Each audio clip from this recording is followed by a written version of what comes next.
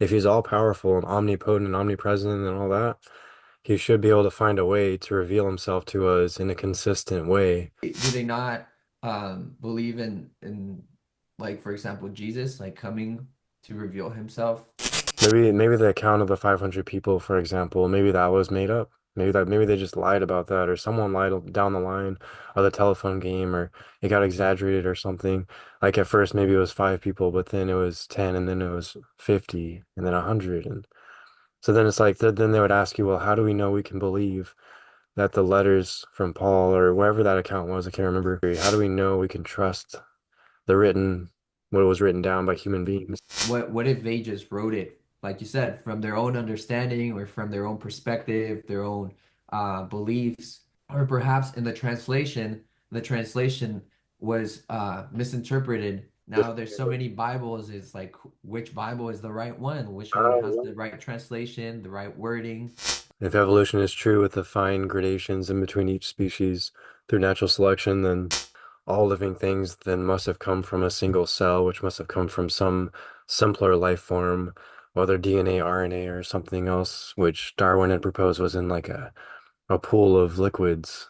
And that means, if that's true, then the unity of nature would make sense because all of life came from non-matter, from things that were not living, which that then came from Earth, which Earth came from space and the Big Bang and all that stuff. It's so hard to consolidate everything, especially when it comes to the existence of God.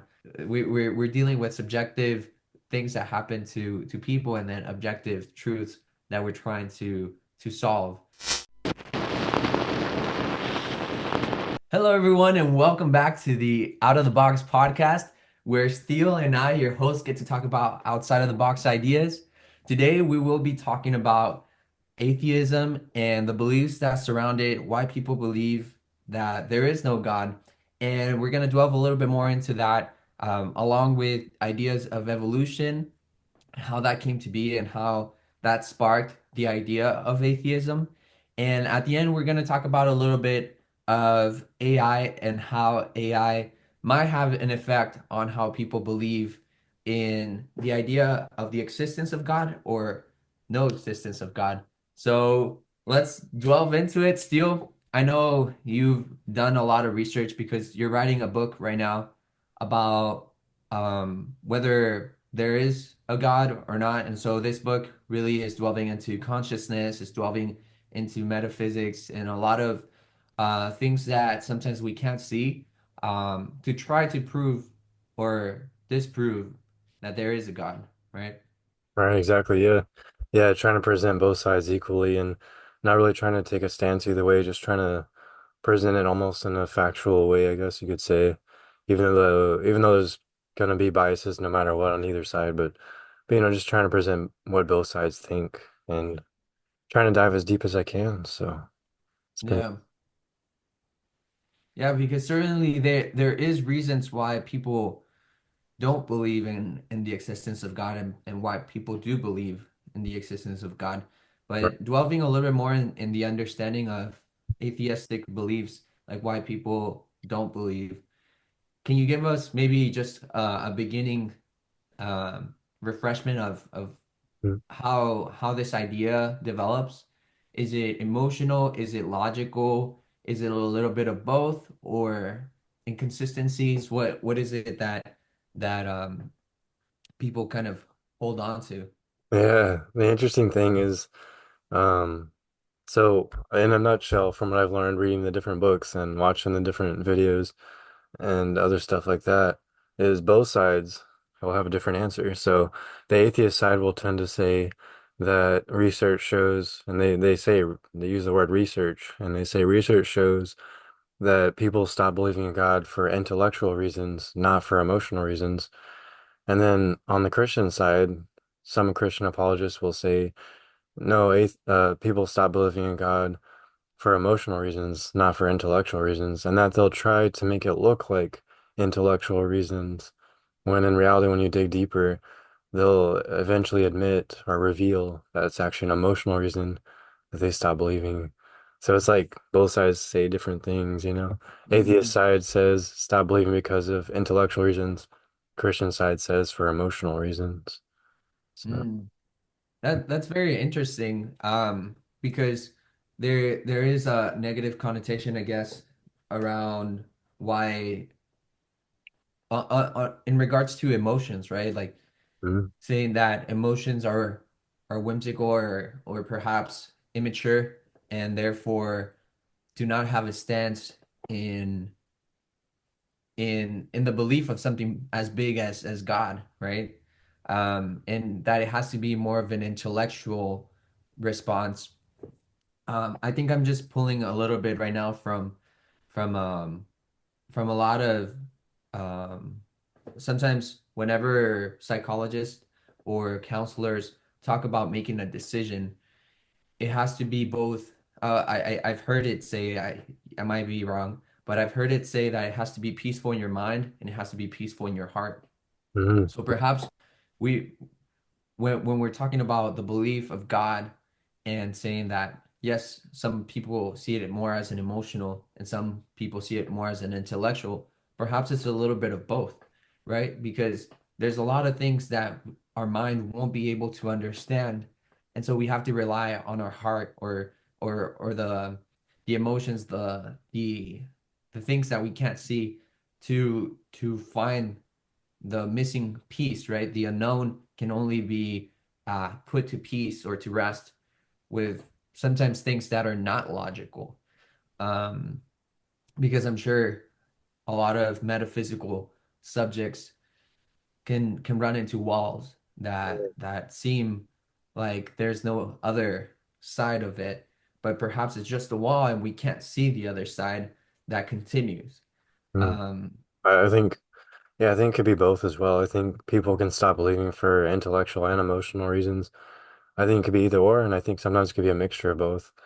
And I think often, more often than not, it seems to be the case that people avoid their emotions because society kind of conditions us to push our emotions down, to pretend like they're not there or to hide them, conceal them because there's a little bit of stigma with emotions. And I think that's what may lead people to not realize that they're not believing for emotional reasons, or maybe they just want to portray themselves that they stop believing for intellectual reasons because it just looks better than emotional. Because if I were to go to someone and say I stop believing in God because of emotional reasons, then I'm going to be thinking in my mind that they're not going to see me in a very positive light, and they're probably not going yeah. to be very convinced either. Does that make sense? Yeah, and it's understandable. I think that growing up in church, I think I've realized that there is families to no fault of their own that push religion in a very negative way, almost like a fearful way, right? Where if you don't believe in God, you're wrong, or you're going against our family's beliefs or you're going against if you question God or question our religion, then you're wrong. And I think there can be a lot of negativity around that, and that essentially becomes an emotional response, right? A pushback from whoever it is. Yeah, And and I think also like the relationship that we have with our parents, I think that can affect also how we see these godly figures, right? God and the saints or stuff like that. I think people can have a wrong perspective, right? Of who God the Father is or something like that yes, because I think uh, so. Yeah, right? Like like what because you're we saying. didn't have a good relationship with our father, so now God the Father, we have a hard time seeing them as as a gentle or as a loving Right. uh, That's pretty common figure. too. Yeah, that I've seen that. I've heard about that where if someone has a negative view of their dad, or if their dad dies, then they subconsciously have a negative view about God because they subconsciously see God as the father of the universe. And but also what you said earlier too, I think makes sense that when families, like you said, no, through no fault of their own, just way people are raised and traditions, not even realizing maybe they're coming off that way, maybe coming off too hard with religion, and people not realizing how it affects, their children or something like that. And so then their children develop this negative idea or feeling about God, probably more of a feeling actually. They develop a negative feeling about God because they're being pressured to believe, or else they'll be ostracized. And so I think, yeah, I can see how that ties together actually, and makes them have an emotional reason to not believe. Mm, yeah. I think that's interesting. And in terms of more logical reasons, Mm. I know you've researched this a little bit more. What are some logical reasons that people decide to stop believing in God? Yeah, so I'm trying to go down the list, and the first one that comes to mind is something called divine hiddenness. I don't know if you can guess what that means. Like divine hiddenness, like hiding, yeah. Any Okay. ideas? So Any- God is very hidden to the point where you can't find them? Yeah. And so the atheist argument is that because of that, they think God, they argue that God doesn't exist because if he did, if he's all powerful and omnipotent and omnipresent and all that, he should be able to find a way to reveal himself to us in a consistent way. Like that could be measured by us or detected more easily than it is now. And they say that that's why he doesn't exist because like they say, what God would hide from us? What God would not reveal himself if he wants us to believe in him, is the idea. That's interesting. Yeah. Do they not believe in like for example Jesus like coming to reveal himself to humanity?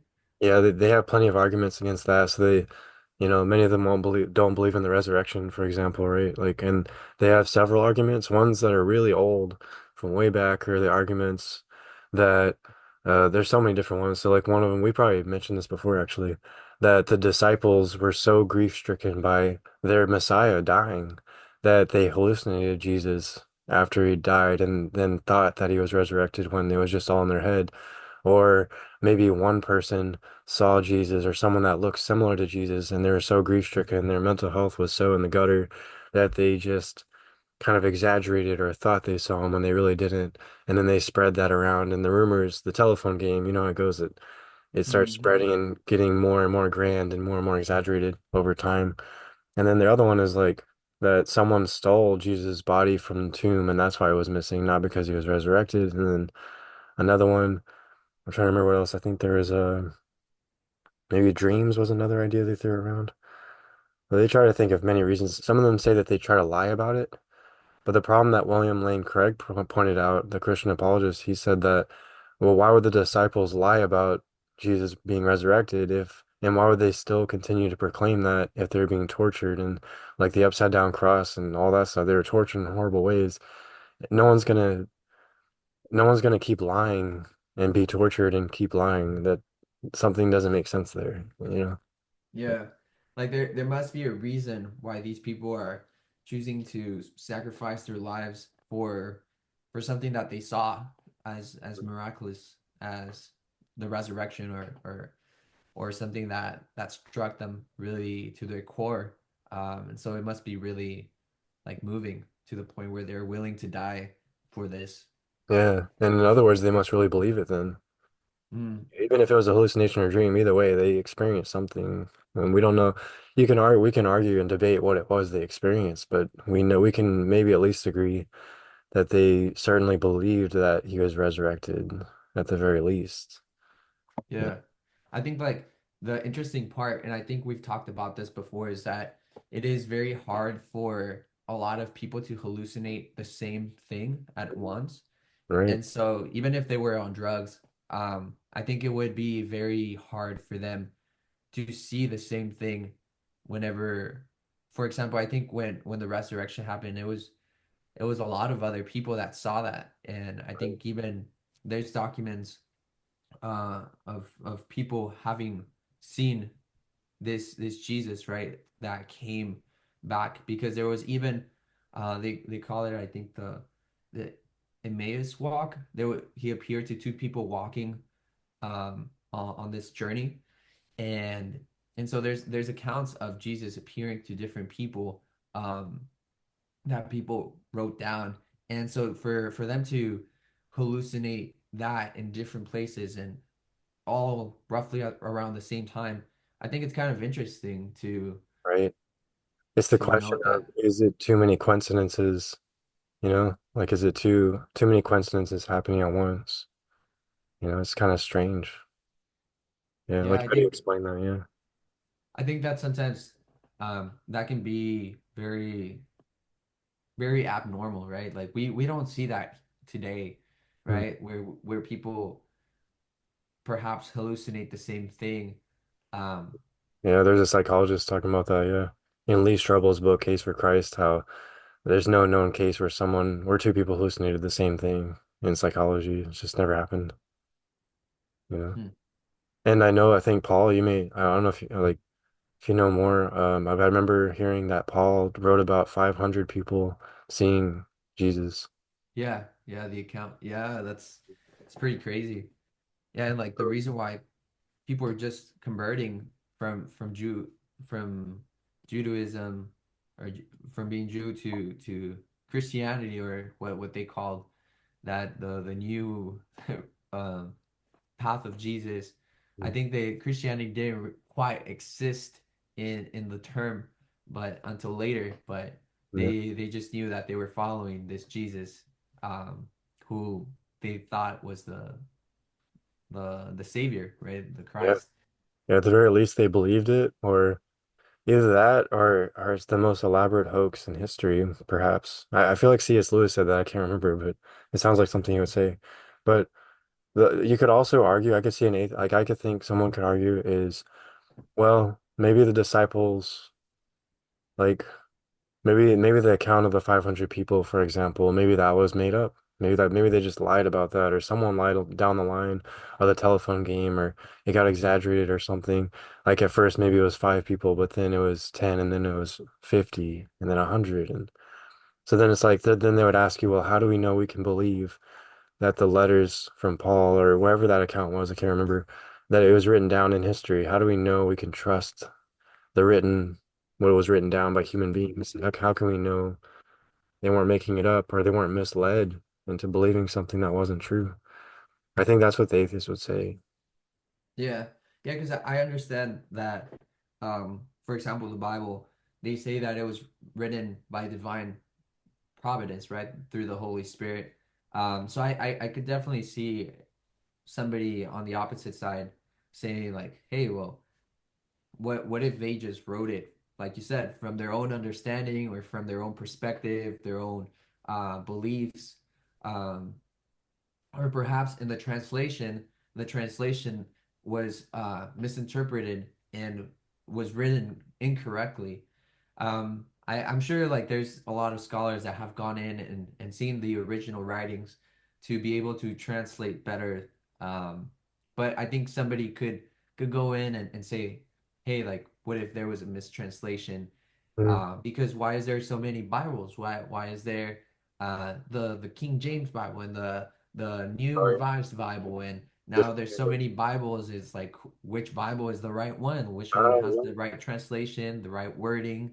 yeah, you're getting But into another one of the atheist arguments, which in a nutshell is like, well, if there's so many different interpretations, translations too, there's so many translations of the Bible and interpretations of what to believe as a Christian, then they say that also questions whether we can even trust or believe in Christianity if it's not consistent, or if there's so many different views or translations. Yeah. yeah, and I think back in, I mean, I guess 1500s when the Catholic Church, I think, was the main one that consolidated almost all these documents, people's writings. I think that essentially they kind of held the interpretation of things, right? And I think nowadays with Christianity we have so many, I guess, different churches that still preach Jesus, right? But there's so many, there's little differences in each one, right? One of them might believe in a more like loving God, and another Christian church might be more of a judgmental God, right? And it's really interesting why those, and I can see why those people who grow up in churches like that might be confused to say like, well, why does my God believe? in judgment, right? I'm a Christian, but her Christian God, her Jesus is more of a loving God. Exactly. And Yeah. so I can start seeing why there's like contradictions Mm.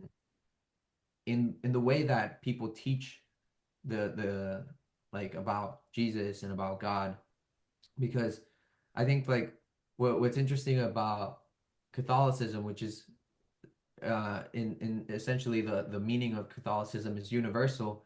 They they have both, you know, the Bible and the church, right? So the church is the way that they filter a perspective and interpretation, and which leads from the Bible. And so it's the Bible, the church, the Bible, the church. And so there's this ongoing circle that's feeding from both sides to understand better the Bible, and the Bible helps understand the church. And because the Bible essentially was a compilation of different books that were put together, the Bible wasn't written just completely Right. from the start to the finish by one person. So I think I think there is some Christian churches that solely focus on the Bible. Um, Right. Solo and scripture. Yeah. yeah, it's the sola scriptura idea, and I think that that can be can essentially have some flaws, because if your sola scriptura understanding and my sola scriptura can be different, there's gonna be a quarrel there, right? Right. There's gonna be friction. But if we have a third party, right, the church, that essentially tells both of us, hey, this is the interpretation of this Bible verse, Right. then both of us can say, okay, well, I thought it was this, you thought it was that, but actually it's C, right? Yeah. And then And one so, say like, well, why should we trust the church would be the response. Or yeah, no, we can trust any interpretation by a human being is the other that's one. true. Yeah, I think that that comes down to people who study this, right? Because Yeah. I think we can question any field, right? Like, well, psychology, science, mathematics. Like, I think like mathematics, for example, is a very logical field, but we can question, and I think like A plus B equals C, right? Most of the time, but you wouldn't say A plus B equals um 4, right? Right. Or Yeah. like Yeah. you can change the equation, um but I think those are very like gives you a quick response. It's a logical response. But I think in terms of like humanities, like the fields of humanity, there can be a lot of leeway with things, right? In perspective, interpretation. More wiggle Uh, room. I think that yeah, the cool thing about science is that science is definitely one of those fields where it's constantly revising itself and questioning itself. Some of the main goals of science is to falsify their hypotheses and look for alternatives and to constantly revise their hypotheses. And I think that's where scientists would say, and atheists who adhere to that or agree with it would say that, well, the problem with the church in that case, by comparison, is that the church expects people to, they would probably say blindly follow what the church teaches in their interpretation, whereas science doesn't make some scientists may come off like as blindly follow, don't get me wrong. But then I think what their underlying thing is what the real scientists are trying, like the real science idea is trying to do, is that they're trying to teach to revise and be open to questioning everything and open to revising what you believe about science and revising the hypothesis and all that. Whereas the church maybe is more rigid and not open to revising what it believes. And maybe that's where the conflict comes in between atheists and the church, I think. You know, because if they're on the side of, if the ones that are on the side of the science, then they're going to be more for flexibility and trying to re-understand things. And they're going to view the church as a threat to that. And I think that's why there's conflict. yeah, it's a belief, right? Especially with I think we see it in young people and then in elderly people. There's young people tend to be more open-minded, while older generations tend to be a little bit more stuck in their ways. And so I can see how there can be a clash even in families, right? Like trying to understand something, try for example, God or the church. Somebody who is young might be questioning a lot, right? And saying like, why? But how is this possible? Or why is there three gods in one? What does that mean, right? And I think it really takes a scholar to be able to explain that in a more simple way for people to understand. But I think sometimes parents are not fully equipped to answer the vast extents of questions that kids might have.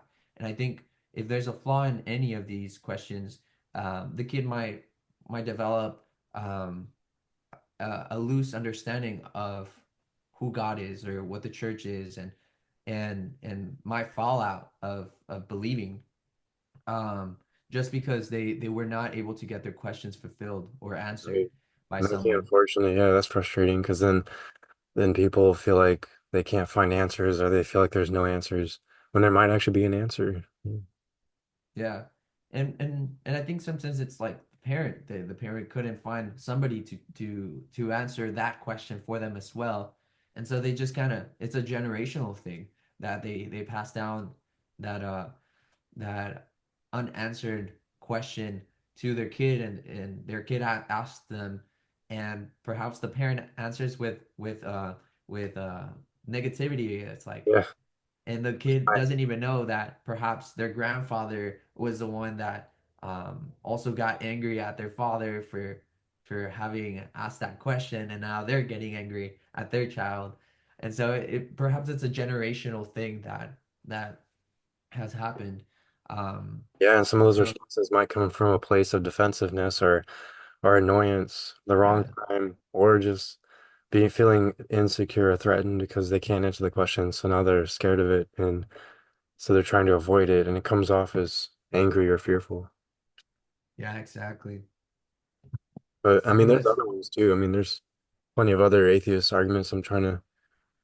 There's definitely the problem of evil one, which we've probably talked about before, I think. mhm, Like, if there's so much evil and suffering in the world, why would God allow it if he's good and if he can control everything? And then the problem of free will versus determinate, or free will versus God's foreknowledge. If we have free will, then, and God can also see the future for all of time, how can we have free will then? It should be predetermined if he can see the future. And then the problems of like, there's a lot of moral problems they point out in the Bible. Like, some of them will claim that the Bible endorses slavery and that it doesn't mhm, condone certain things that are really bad, and they even try to claim that the first part of the Ten Commandments is very narcissistic of God, to not have God, any gods before him. And they point out the jealous nature of God in the Old Testament. The Great Flood is a big one they like to jump onto. And then the biggest one is the Canaanites, the slaughter of the Canaanites, I think. I always get that one mixed up. It's something about this group of people in the Old Testament that slaughtered women and children and stuff in the city, yeah, per God's command. So they point mhm. out a lot of, they're trying to point out how God is in the Old Testament mostly. Yeah, I But think that that's definitely um a question to ask yourself too, right? Because the Old Testament does show God in a more fearsome way, right? And I think to fear God, as they explain it nowadays, it's not a bad thing, right? It's not a bad thing to have a fear of God, right? To because perhaps maybe the understanding of fearing God might lead someone to not sin or not commit murder, or perhaps that's the reason why that exists. I think that that there's definitely reasons that I could see why somebody might not believe. Even for example, the Crusades, there was groups of people from the church that would go out and kill, um, and they wholeheartedly believed that they were doing something good by killing these people and fighting for the church. Or in the Old Testament, when, for example, Moses was raising his hands, and whenever he was raising his hands, the his people would be winning in the war. But whenever his hands would go down, that they would start losing, and so they had two people hold his hands up all the time so that they would win the war. Mm, And so when we come to ideas of like that, like that God will win the war, um, I think nowadays I hear more of the church talked about as more like internal battles rather than actual battles that spiritual war. yeah, more of a spiritual war rather than an actual war with human beings. Because I think that for example in that example of Moses, why would the Israelites win over the other nation? And I know the Bible says, well, they were a preferred nation, but why were they preferred over other nations? Right, Were they just that's a question too. more Why were, was were they just more holy, or were they why did God choose them? yeah, exactly. Because if God is the God of the universe, created the universe, why does God only choose to be the God of Abraham and or a God of Jerusalem? Like why is he only just in this particular area of the world if he's the creator of everything? That's a question right there. Yeah. Yeah, I think there can be a lot of questions that for sure don't make sense, right? And can lead somebody to move away from believing in something supernatural. I think the I think one of the things that you mentioned at the beginning, where it was like, why doesn't God present himself? And I think perhaps somebody might not believe in Jesus, but whenever they see a sunrise, or whenever they see like nature, right? Like a whole they go to the Amazons and they see all these creatures and everything that's been created. I think we can realize there's something more there, right? Like that oneness, um, that perhaps we might be able to talk about in evolution, right? Yeah, That I was just thinking that about evolution too. Yeah. that perhaps there's something more that unites us, right? That perhaps a that can sometimes seem supernatural, right? How Right. is it that me as a human can love a can see something beautiful in a tree, or in a sunrise, or in the sky, like have a transcendental experience. Um, Right. Are there things I beyond the material experience? Like, yeah, it's like, is it just the material physical world or is there something more? That's kind of what I'm hearing. Yeah. Yeah, because I think perhaps we've boxed religion, we've boxed these supernatural religion and God into a one fits for all, but perhaps this is just like the tip of the iceberg that we've scratched of God. And perhaps that's why a lot of people have a lot of questions believing in a supernatural being, because we only see the iceberg while there's this vast knowledge that would answer their questions and would answer their understanding. But I think the reason why people still believe in God is not just for an emotional reason, but I think that your your logic can come to a point to realize that there is something more. There is something more out there, and perhaps you were raised in a certain religion, and that's what you follow. But I think we all can come to a realization that there's something more, even in consciousness, right? As you've studied consciousness, we realize that there's a vast understanding that we're still trying to figure out, but of how our brain works, or do we have a soul? Do we not have a soul? Do what happens after we die? Like all these questions begin to rally up, um, perhaps more of a path of understanding something supernatural, because I can see how questioning God, like religion, and questioning the church, um, which are which are perhaps things that have been organized throughout time, can be flawed, right? Because of Right. human creation. Human But fallibility. Yeah. yeah, the we don't have all knowledge of everything, And so that's why perhaps there's some flaws in some things, but we can't help but realize that creation ourselves, like even our biology, or when we look at nature, that there's a divine design or traces of creation or a creator, perhaps of that first cell that was created and created all these other animals. Everything can begin to seem like there's unity amongst creation, and I think that can either drive somebody to evolution, um and perhaps the idea that we're all interconnected by this greater thing, this greater force, this greater power, this greater God. So what do you think about that, Steele? Yeah, I think that makes sense because from the evolutionist side, some of them could argue that if evolution is true with the fine gradations in between each species through natural selection, then it would make sense that it would follow that all living things then must have come from a single cell, which must have come from some simpler life form, whether DNA, RNA, or something else, which Darwin had proposed was in like a pool of liquids that mixed together somehow and created the RNA or DNA to then form the cell. And he didn't use DNA, RNA because he didn't know about that back then, but yeah, he proposed that a pool of water in some strange land formed the first single-celled organisms, which led to, through fine gradations over millions of years, to everything we have now. And that means, if that's true, then the unity of nature would make sense because all of life came from non-matter, from things that were not living, which that then came from Earth, which Earth came from space and the Big Bang and all that stuff.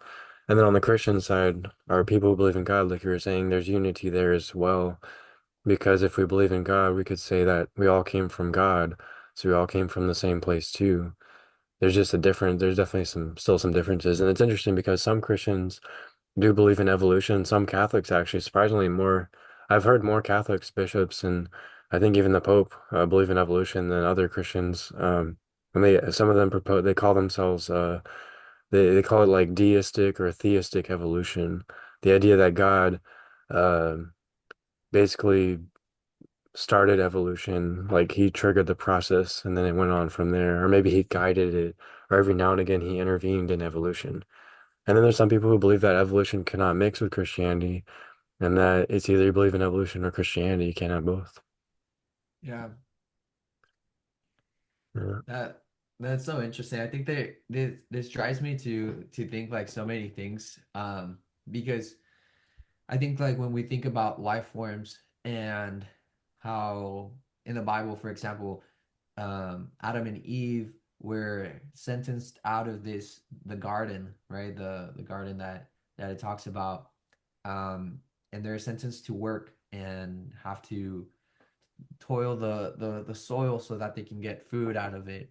Um, I think it's interesting. I mean, it makes you kind of just I don't want to go off topic, but I think I had a moment where I Right. know we were talking about aliens the other day, Oh yeah. and it's like, what if there was another life form that created us, Yeah. perhaps in they themselves created through birth, or perhaps they just created us like out of Yeah. uh like, what do they call it today? Clones, like cloning or Oh yeah. something. They Oh dropped yeah. us off here at a planet that was habitable, Well, and it's funny told. because it's funny they bring that up because it ties in pretty well because one of the funny things is that in the past some scientists have actually been some people would say they're desperate to find some explanation for the origin of life because they still haven't been able to find it all this time since the 80s, 70s or somewhere around there. And so they were proposing since they couldn't explain how life originated, came to be on Earth, then they proposed that, well, maybe an alien life form triggered it and brought it to Earth, or an asteroid with cells or life forms on it came to Earth and then started life on Earth because they can't find any current, like, either reasons or evidence to show how life or like came to be on Earth, how it started. you know. Yeah. But they'd rather I believe in guess aliens than God to start it, you know. I guess, yeah, I think it makes you wonder because even there's been different situations where there's been cosmic events on Earth. I think we if we read the Bible, there's the Noah's Ark, right? And then there's also we know that dinosaurs existed at some point, and the idea is that they got destroyed because there was a big meteor that hit the Earth, and that caused like a vast annihilation of different species, and that only certain species, they say, were able to survive this. But it just kind of makes you wonder, like, how is it that all these creatures existed, and perhaps sometimes you go into these videos, right, and you see like this huge shark that lives in the ocean or Yeah, stuff like that. How do these organisms come to exist, and was this yeah. part of God's plan? Like, why is there such a huge creature that lives in the ocean? And why doesn't it live on Earth, right? Yeah. Or was it one of the ones that survived this mass Oh, explosion? yeah. Or Or why did yeah, God create mosquitoes and like parasites and all that? That's a question too. yeah, I think that is like a question. Like, why is there so many creatures, right? Like, did we need to have all these creatures around us to create like a surviving ecosystem for some reason? Or That's what um, some will say, yeah. Some would argue that some of the Christian apologists or Christians who are scientists and biologists would say that the complexity, that nature is more complicated than we realize. I think it was from Lee Strobel's book, Case for a Creator. They were talking about one of the interviews, how nature is very symbiotic and interwoven to the degree that if you take one thing out, then it doesn't quite work or function the correct way, or it falls apart. Like even organisms in an environment, it's like balanced a certain way. One organism might seem like it's unnecessary, but then you study it closer and you realize it actually helps another organism in the environment and vice versa. And then it's like the more you study it, the more you realize all these things do have a reason for existing because they help each other in a way. But I mean, that could work for evolution or Christianity. Evolution would just say natural selection made it that way because natural selection favors the things that benefit most, and then the offspring are not produced the ones that are not benefiting or not, you know, surviving, you know. So, but Christianity, you could say, well, God created it this way because it has to be balanced, and he was very meticulous in designing it that way. So either way, I mean, yeah, I guess you could see both sides of the coin like that, hey, what or do you the think? same coin. Yeah, Yeah, I think it definitely gives you um, more an idea that there is different perspectives of seeing the same thing, right? I think we even see that just on regular um, examples, like how many legs does this elephant have, right? I don't know if you've ever seen that oh, I think optical I've heard, yeah. illusion. Oh, yeah, I've seen that, yeah.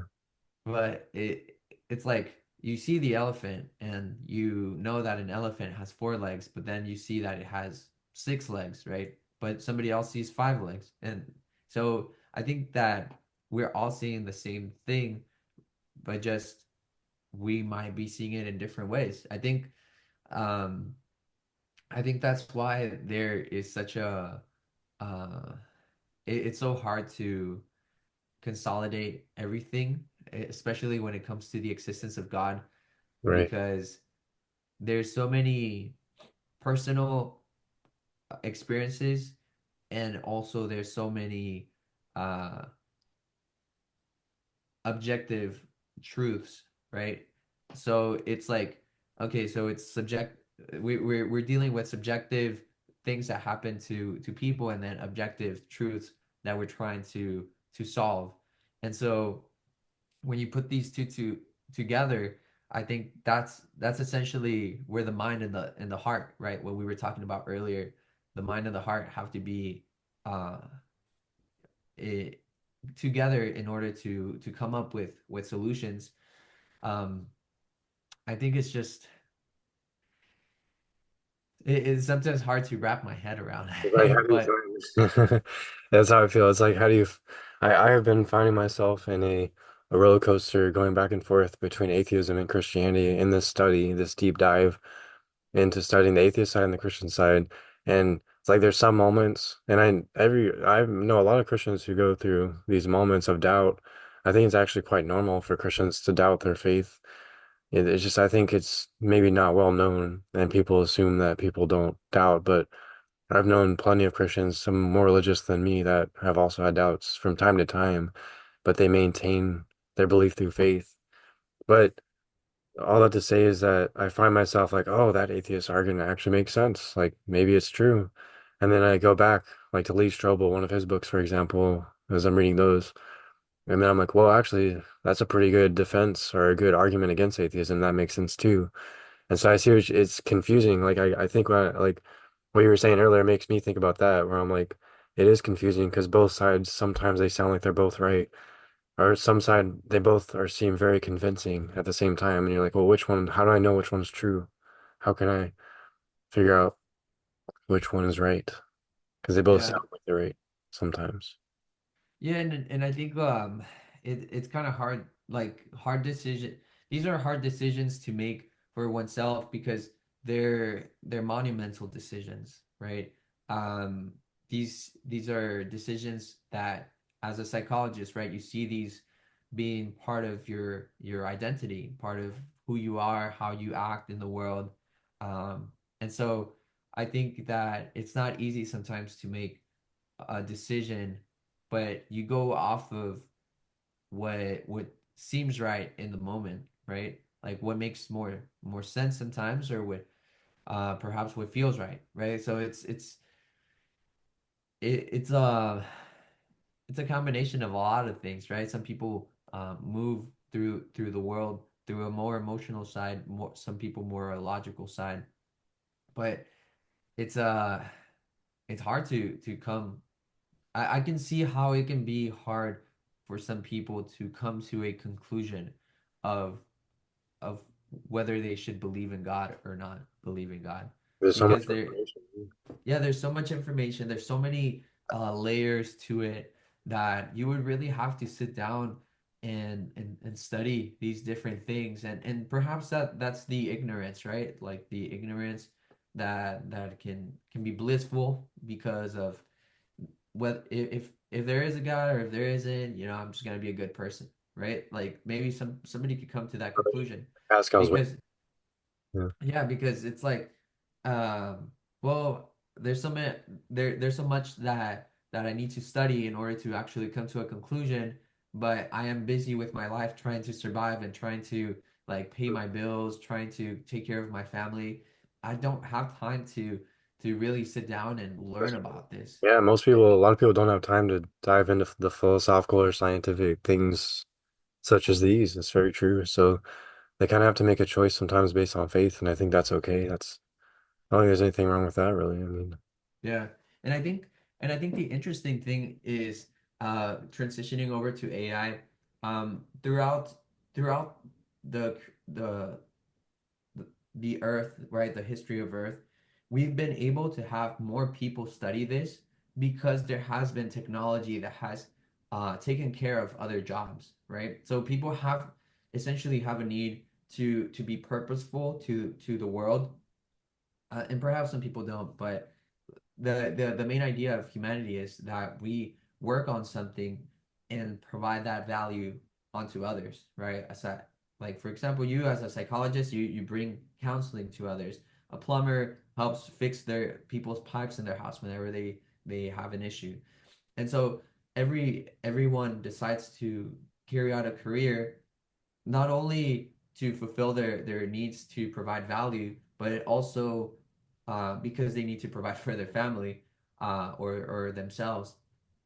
And so what I'm trying to get at is that technology has brought us to a point right now in history where we are able to have people in universities, people to study these things, because now we don't need that many farm workers or that we don't need that many people to be doing more of the basic need activities because technology has taken over that. And so now transitioning over into AI, I think AI will also take away a lot of jobs, but I think that's not a bad thing, essentially. I think that's going to give people more an opportunity to have time in their hands. And with that time or without um, lots of, I guess, jobs, there's going to be other people that are going to be able to study these things. And so perhaps AI is not a bad thing in itself. It's perhaps going to open up an opportunity for other people to do more leisure activities and perhaps more opportunities to learn about these subjects, about God, about um, religion, right? And delve deeper, um, and perhaps even use AI itself to learn more about like this vast knowledge of God, right? Because AI essentially is pulling information from different sources, and perhaps somebody might go into AI and ask, well, is God real? And perhaps that might start a conversation with this technology that somebody might have not had the courage to go up to a priest or to go to a scholar or not have access to these types of people that can answer questions that they might be coming up with. And so perhaps AI might be a way to have that person through AI to talk to them. Um, Yeah, I've because seen. I know, because like nowadays, for example, uh, one of the interesting things that's happening in AI, specifically, let's say ChatGPT, is that you can actually create a chat GPT that responds to you in the way that, for example, Jordan Peterson would, Right. or that I don't know, a president responds to you, or an artist or a celebrity. So you can have AI become that person that responds back to you, and so you could create that yourself, and I think that's kind of mind-boggling. But if you just had a clean slate of ChatGPT AI, I think you could have some interesting information there. The only problem I think we talked about was that whether AI is biased to not only in its development, like if it was already created with a preset to believe Right. that, for My example, programmer. Yeah. yeah, programming that there is no God, so like the creators developed that, or perhaps they left it open for AI to figure it out, and perhaps AI already figured it out, or AI picks up on the way that you want to be responded to, and so it gives you a more biased response to yourself. Yeah. So I think Yeah. there's Either way could be different, biased. yeah, perhaps it could be biased. That's the question. Um, Yeah. so I think that's just something interesting to think about. And I've seen the AI, some of the other ones on Instagram. There's an AI philosopher, there's an AI biologist and physicist too. So it's kind of cool. Like you could like learn things probably from AI. They have AI Yeah. tutors, you know. So it's kind of interesting, yeah. Yeah, so we'll see what AI has to bring um into these topics. And I think I think that would be a good point to kind of leave the crowd, right? Cliffhanger. Yeah, like what will AI do to change the minds of people, specifically in the area of belief in greater power, right? Yeah. Keep an open question. I like it. Yeah. Yeah. Sounds good. Well, thank you guys for watching this podcast. If you liked it and you're here at the end, give us a thumbs up. Let us know what you thought about this podcast, whether you want to chip in on the comment section. We can happily respond to your questions. But until next time, we'll see you soon. Take care, guys.